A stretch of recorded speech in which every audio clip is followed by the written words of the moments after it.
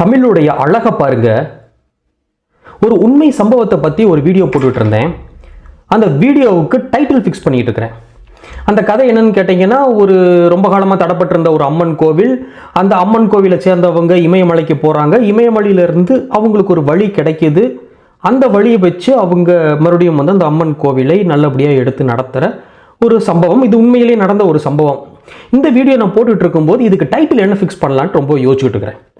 அப்போது இமயம் காக்கும் அம்மன் கோவில் அப்படின்ற ஒரு டைட்டிலை வைக்கிறேன். இமயம் அம்மன் கோவிலை காப்பாற்றுது, வழிகாட்டுனாலே காப்பாற்றுற மாதிரி தானே நமக்கு அப்படின்னு ஒரு டைட்டில் வைக்கிறேன்.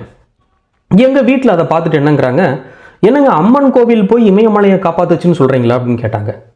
இல்லைம்மா, இமயம் தான் இந்த அம்மன் கோவிலுக்கு வழி போட்டு கொடுத்துச்சு, அப்போ இமயம் காக்கும் அம்மன் கோவில் அப்படின்னே. இல்லை அம்மன் கோவில் அந்த இமயத்தை காக்குதுங்கிறத அதுக்கு அர்த்தம் அப்படின்னாங்க. அப்புறம் உட்காந்து யோசிச்சு பார்த்தா ரெண்டுமே அதுக்கு ஒரு அர்த்தம் தான். இமயம் காக்கும் அம்மன் கோவில், இமயம் அம்மன் கோவிலை காப்பாத்துது. இமயம் காக்கும் அம்மன் கோவில், இமயத்தை அம்மன் கோவில் காப்பாத்துது.